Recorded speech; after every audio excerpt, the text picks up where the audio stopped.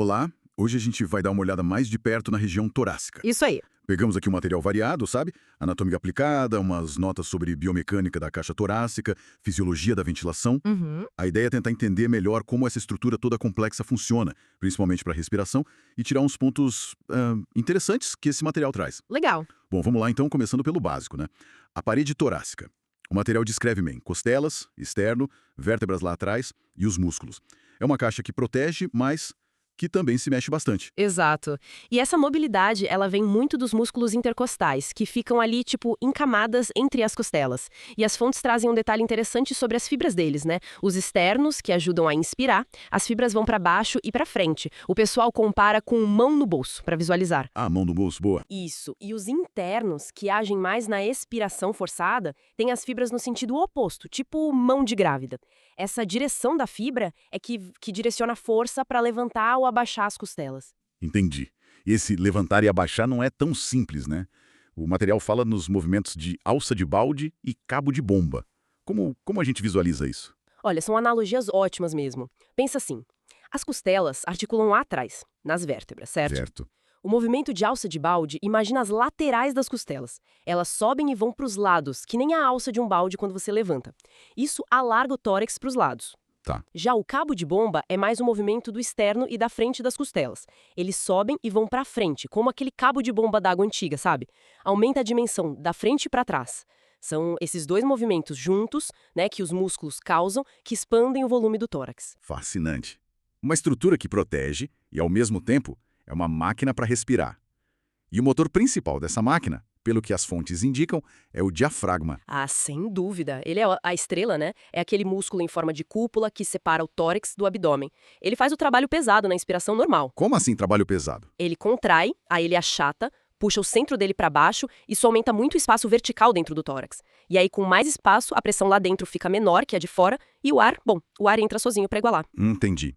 E uma das notas de anatomia chama atenção para as aberturas nele. Ele não é totalmente fechado, né? Não, de jeito nenhum. E isso é super importante. Tem passagens essenciais ali. O hiato aórtico, por onde passa a artéria aorta, a maior do corpo, e o duto torácico da linfa. Uhum. Tem o hiato esofágico, para o esôfago e nervos importantes, os vagos, e o forame da veia cava inferior, para a veia cava que leva o sangue de volta para o coração. Isso mostra uma integração incrível, né?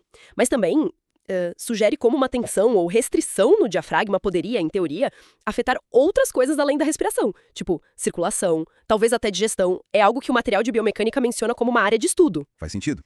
Então, inspirar é um trabalho ativo, diafragma e intercostais externos contraindo, e para expirar, soltar o ar. Olha, na respiração calma, a expiração é surpreendentemente passiva. Passiva? Como assim? Os músculos que contraíram para inspirar, eles simplesmente relaxam.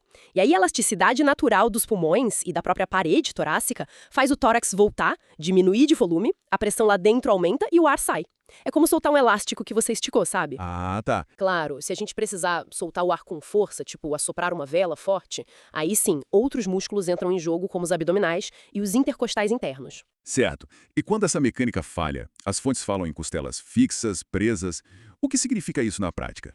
Isso se refere a uma restrição de movimento. Imagina que uma costela fica meio que travada para cima, como se estivesse sempre em inspiração, talvez por uma tensão excessiva nos músculos que a levantam. E aí? E aí fica mais difícil expirar completamente daquele lado. O contrário também pode acontecer, a costela ficar presa para baixo, limitando a inspiração. É como ter uma peça meio emperrada nessa máquina de respirar, sabe? Reduz a eficiência. O material sobre disfunção relaciona isso com padrões de respiração que ficam alterados. Entendi. Agora, mudando um pouquinho de foco, mas ainda aí na região. Mamas e o mediastino. As fontes passam por eles mais brevemente. Sim, as mamas ficam ali na frente sobre os músculos peitorais dessa parede torácica que a gente falou.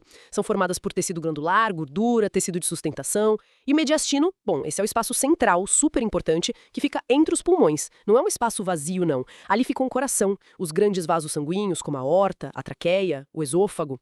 É tipo um corredor vital. Então, não é só sobre respirar.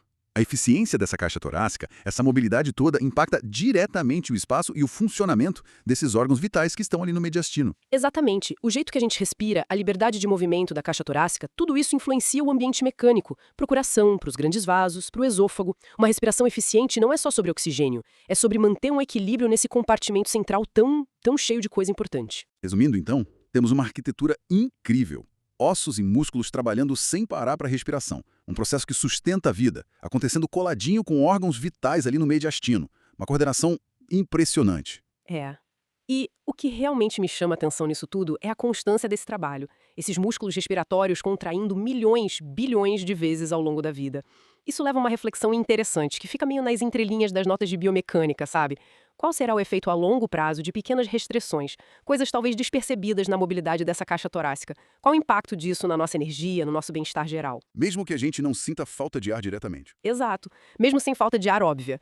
Se essa máquina não está operando com, digamos, 100% de liberdade, o que isso custa para o sistema como um todo ao longo de décadas? Fica aí a questão para a gente pensar.